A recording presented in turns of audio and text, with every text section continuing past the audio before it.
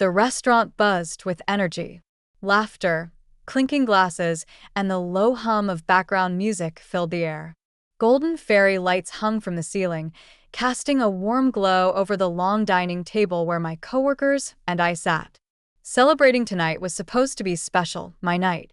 For the past 5 years, I had poured my heart into this company, often working late, fixing problems no one else wanted to handle, and mentoring junior employees, even though it wasn't in my job description.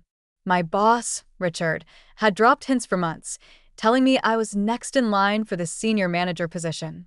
And tonight, at this very party, my promotion would be announced. I had imagined this moment countless times. The applause, the pride, the validation. I adjusted the hem of my navy blue dress and glanced around the table. My team was in high spirits, celebrating the company's quarterly success. At the head of the table, Richard stood, clinking his wine glass with a fork, signaling for attention. The room quieted. My heart pounded in anticipation. "Tonight," he began, his deep voice carrying over the chatter, "I want to take a moment to recognize someone truly exceptional. Someone who has shown incredible dedication, drive, and talent in just a short time here at the company. It's rare to find someone who can make such an impact in only 3 months." My smile faltered. 3 months? Richard turned to my coworker. Lisa, the fresh hire. "Lisa," he continued, "you have exceeded all our expectations. Your leadership, creativity, and problem-solving skills have impressed us all. Which is why I'm thrilled to officially announce your promotion to senior manager. Congratulations." The room erupted in applause. I sat frozen, my fingers clenched around the stem of my champagne glass. My throat tightened as I forced a smile onto my face. I clapped along with the others as Lisa stood, blushing, and graciously accepted her new title. This wasn't happening. I felt my world tilt slightly as Richard turned toward me, as if remembering I existed. He grinned. "And of course, Kathy, you've been such a valuable member of the team," he said. "We appreciate everything you do." That was it. A hollow acknowledgement. A pat on the back after 5 years of hard work. I swallowed the lump in my throat and smiled wider. "Of course. Lisa absolutely deserves it," I said, lifting my glass in a toast. Richard nodded approvingly. "She does a lot more than you already, Kathy. You should take notes." Laughter. Lisa giggled awkwardly and muttered, "Oh, I wouldn't say that." But the words were already out there, hanging in the air like a slap across my face. I laughed along with them. What else could I do? Cry? Beg? Ask him why he had strung me along for months only to humiliate me now?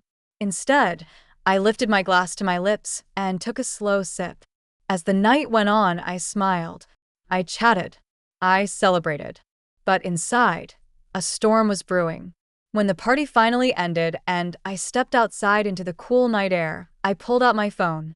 My fingers trembled slightly as I composed a short, simple email to HR. Subject: Resignation Letter Submission.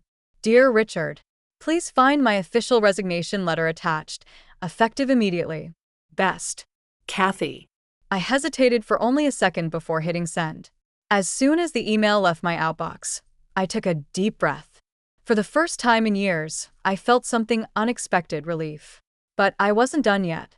On Monday, Richard was about to find out exactly what happens when you underestimate the wrong person. The office felt different that Monday morning.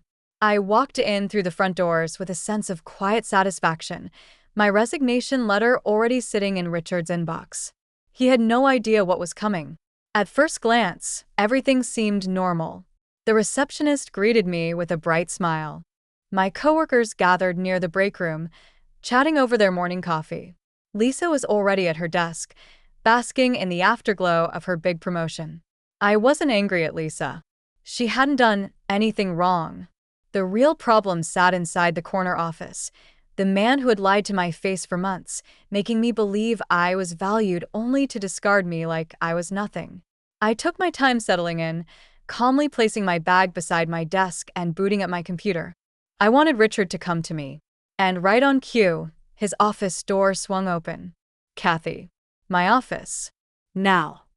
The entire floor went silent. People exchanged nervous glances. No one had ever heard Richard sound like that before. Urgent, confused, desperate. I stood up slowly, smoothed my blouse, and walked into his office. The door clicked shut behind me. Richard was already seated at his desk, my resignation letter printed out in front of him. He looked up, eyes scanning my face, as if trying to figure out whether this was a joke. "You're leaving?" His voice was incredulous. "Yes." I sat down across from him, folding my hands in my lap. "Effective immediately. But why? This is so sudden. We didn't discuss this." I let out a soft laugh. "We didn't discuss Lisa's promotion either. But here we are." His jaw tightened. "Kathy, that wasn't personal. She just outperformed you. She's been here for 3 months," I said, tilting my head. "But sure, if that's what you believe." Richard leaned forward. "You know I appreciate you, right? You've been such an important part of this company for 5 years. I don't want to lose you." I stared at him for a long moment, taking in the sheer audacity of his words. "You don't want to lose me," I repeated, raising an eyebrow. "But you had no problem overlooking me for a promotion I worked years for. You had no problem laughing when I was humiliated at my own celebration party. And you had no problem telling me to take notes from someone who just got here." His expression shifted, his usual smug confidence beginning to crack. "Look," he said, running a hand through his hair. "Maybe I made a mistake. Maybe I should have handled it differently. But you resigning out of nowhere, this isn't the right move, Kathy. You're making an emotional decision." I smiled, but there was no warmth in it. "I sent that email on Friday night, Richard. If this was just emotion, I would have stormed out that same evening. But I didn't. I planned this. And I'm leaving on my terms." His hand curled into a fist on the desk. He wasn't used to losing. "So, what's your plan?" he asked, his voice sharp now. "Go to one of our competitors? Because I have to remind you, Kathy, that we have non-compete agreements." I laughed again. "Oh." He had no idea. "I don't need to go to a competitor," I said, standing up. "You see, Richard, while you were busy ignoring my contributions, someone else wasn't." He frowned. "What do you mean?" I took a deep breath, relishing the moment. "Do you remember Andrew Carter? The CFO you let go last year?" Richard tensed. Of course he remembered. Andrew had been one of the company's most valuable executives. But he and Richard had forced him out, thinking he was replaceable. "Andrew reached out to me a few months ago."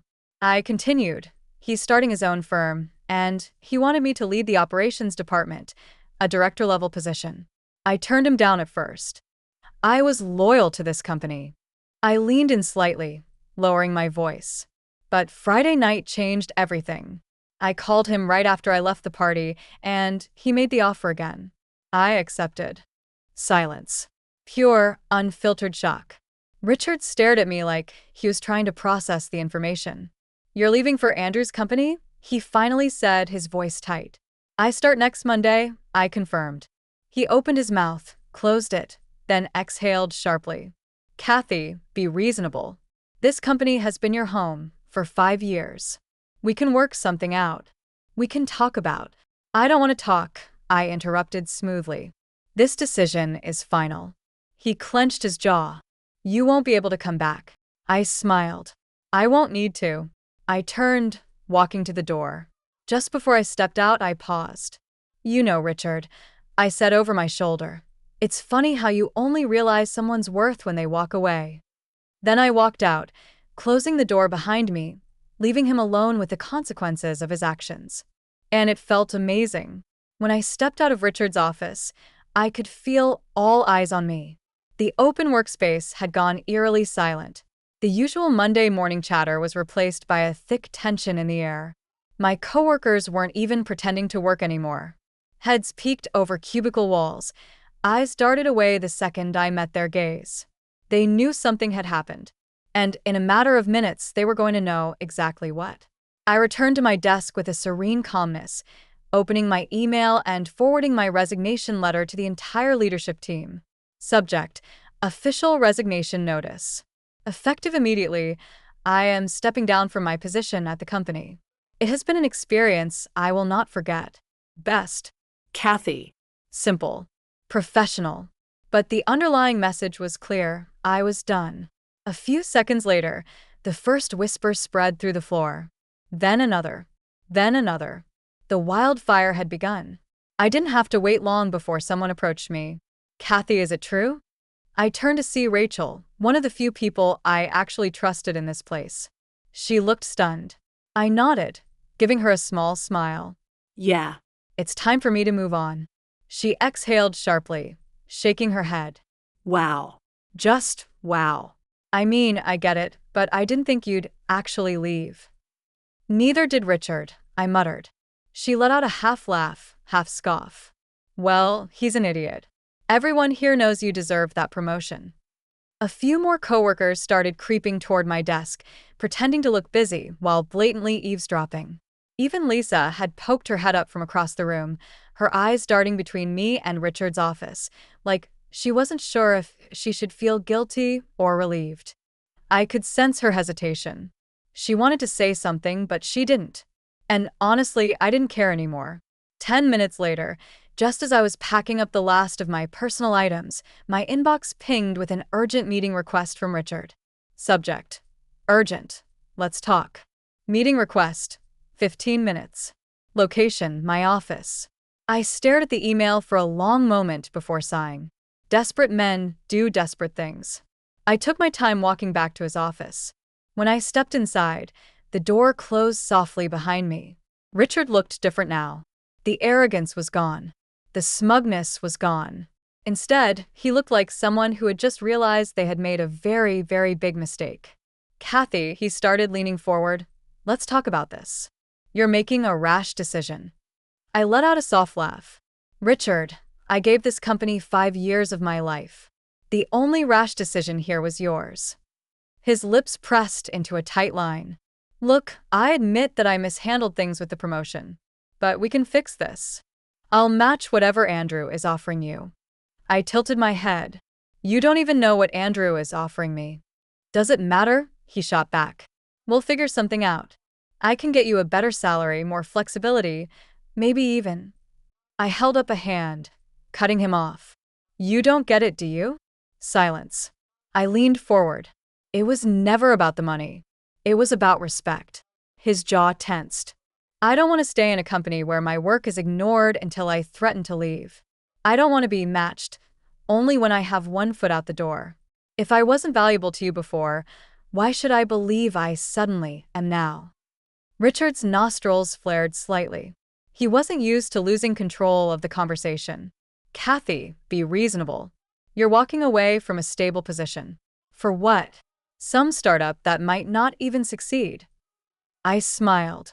That startup is being run by someone who values my contributions. And I'd rather bet on myself than stay in a place that treats me like I'm disposable. I stood up. Goodbye, Richard.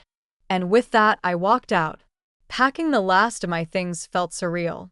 As I carried my box to the elevator, a few coworkers clapped softly, small acknowledgments of my silent victory. They knew. Lisa, still sitting at her desk, finally gathered the courage to stand up and walk toward me. Kathy, I didn't know. I raised an eyebrow. Didn't know what? Her mouth opened, then closed again. She knew. Of course, she knew. She might not have orchestrated it, but she had benefited from my loss. It's fine, Lisa, I said, not unkindly. Enjoy the promotion. She flinched, but I was already stepping into the elevator. As the door slid shut, I let out a slow breath. This wasn't just the end. This was the beginning. The Monday after I walked out of Richard's office for the last time, I stood in front of a sleek glass building, taking in the sight of my new beginning. Carter and Associates. Andrew's company was smaller than my old one, but it pulsed with energy and ambition. It was filled with people who were building something, not just maintaining a machine that someone else had created.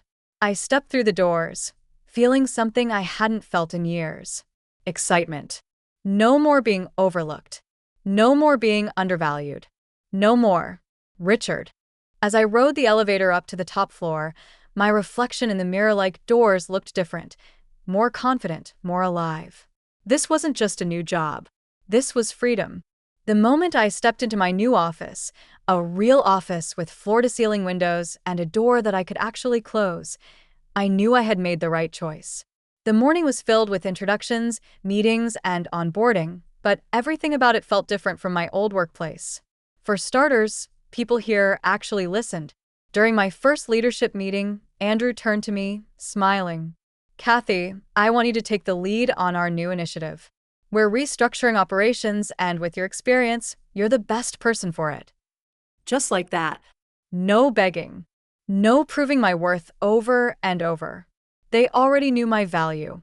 I nodded, suppressing the urge to glance around and see if this was some kind of test. "I'd love to," I said simply. A few of my new colleagues smiled in approval. Andrew nodded as if he had expected no other answer. This was how things should be. No games. No politics. Just respect. The first sign that things were falling apart at Richard's company came 2 days after I left. My phone buzzed with a message from Rachel. "Rachel, Kathy. OMG. Richard is losing it. Ever since you left, everything's a mess." I smirked, but I kept reading. "Rachel, he had to call an emergency meeting because no one knows how to handle half the things you used to do. Turns out Lisa doesn't actually do more than you already did. She doesn't even know what she's doing." I laughed out loud. Of course. Of course, Richard had overestimated Lisa's abilities and underestimated mine. A second message came in. "Rachel. Oh, and get this, 3 clients already reached out asking for you by name. When they found out you left, they weren't happy." I felt a rush of satisfaction. Richard had spent years taking me for granted, and now he was learning a lesson he should have learned a long time ago. Some people are not replaceable. That afternoon, while reviewing strategy documents in my new office, my assistant poked her head in. "Kathy, you have a call on line 1. It's a company called Dawson and Company.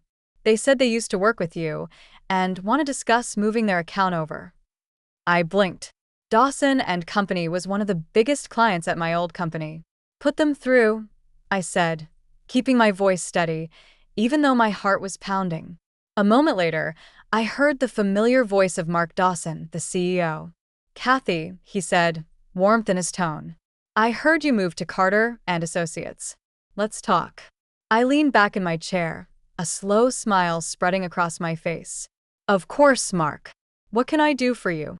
Within a week, 3 of my former company's biggest clients had reached out to me, all expressing the same frustration. "Things aren't the same since you left. We don't feel like we're in good hands anymore. If you're leading operations at Carter and Associates, we're interested in moving." And so, one by one, they did. I wasn't stealing clients. I didn't need to. They were leaving on their own because they trusted me, not the company I used to work for. And Richard? He was scrambling. Rachel kept feeding me updates. "Rachel, Lisa is drowning. She's not ready for this role at all." I heard Richard yelling at the leadership team in a closed-door meeting this morning.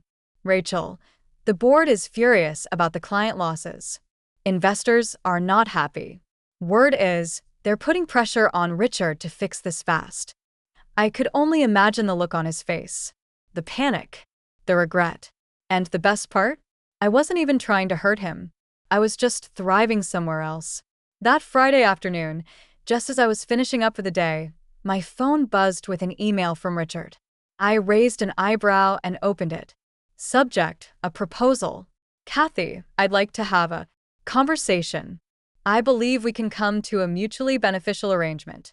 If you're open to it, let's set up a meeting next week to discuss options. Looking forward to your response. Richard." I leaned back in my chair, laughing softly. He was desperate, and for the first time in 5 years, I had all the power. I stared at Richard's email for a few moments, letting the sheer irony of it settle in. The man who had dismissed me so easily. The man who had laughed at my expense. The man who had told me, "Lisa does a lot more than you already."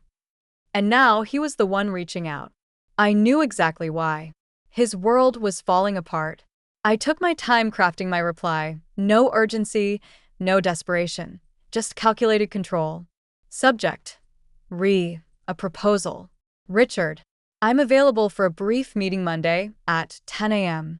Let me know if that works for you. Best. Kathy. I hit send and closed my laptop. I wasn't walking into that meeting to negotiate. I was walking in to watch him squirm.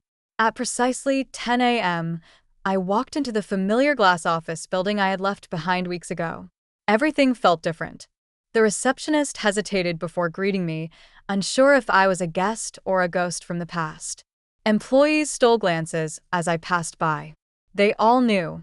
And then, as I stepped into Richard's office, I saw him. He looked terrible, dark circles under his eyes, a nervous energy in the way he sat, his fingers tapping restlessly on the desk. He wasn't the same arrogant man who had belittled me weeks ago. "Thanks for coming in," he said, forcing a tight smile. I sat down, crossing my legs and placing my hands in my lap. "Of course. What's on your mind?" He exhaled and leaned forward. "I won't waste your time. We need you back, Kathy." I said nothing, just let the words hang in the air, heavy with irony. He continued, "I underestimated your role here. I'll admit that. But we can make this right. If you return, I'm prepared to offer you a substantial raise, a senior executive title, and full decision-making authority over your department." He sat back, clearly expecting me to be impressed. I wasn't. I tilted my head. "So let me get this straight. You had 5 years to recognize my value, 5 years to promote me, 5 years to respect my work." I let that sink in before continuing. "But instead, you passed me over for someone with 3 months of experience and told me to take notes on how to be better. And now, after losing key clients and watching your company spiral, suddenly you're offering me everything I deserved all along." Richard's jaw tightened. "Kathy, come on." I held up a hand, stopping him. "Let me ask you something. If I never left, would I be sitting in this chair right now? Would you have given me this offer out of appreciation? Or are you only doing it now because you're losing control?" His silence said everything. He tried to mask it, but I saw it in his eyes, the truth. He never saw my worth until it cost him everything. I let out a small, amused laugh. That's what I thought. Richard's desperation broke through. "Kathy, be smart about this. You have history here. A future. Do you really want to throw away all the hard work you put into this company?" I smiled. "Richard, you still don't get it, do you?" I stood up, smoothing my blazer, and leaned slightly forward. "I never needed you. You needed me. And now you're finally realizing that." His face darkened, but I could see it, the flicker of panic behind his eyes. I turned, walking to the door, but paused just before stepping out. "You should take notes, Richard," I said softly, echoing his own words back at him. "Maybe next time, you'll learn to value the people who actually make your company run." Then I walked out. And this time, I never looked back. Back at Carter and Associates, things were thriving. Our client roster had nearly doubled. More and more companies were leaving Richard's sinking ship and turning to us. And then, on a quiet Friday afternoon, Rachel sent me one final update that made me laugh out loud. "Rachel, Richard just got fired. The board forced him out. They couldn't recover from all the client losses." I leaned back in my chair, sipping my coffee. Perfect. Richard had thought I was replaceable. Turns out he was. And me? I was exactly where I was meant to be.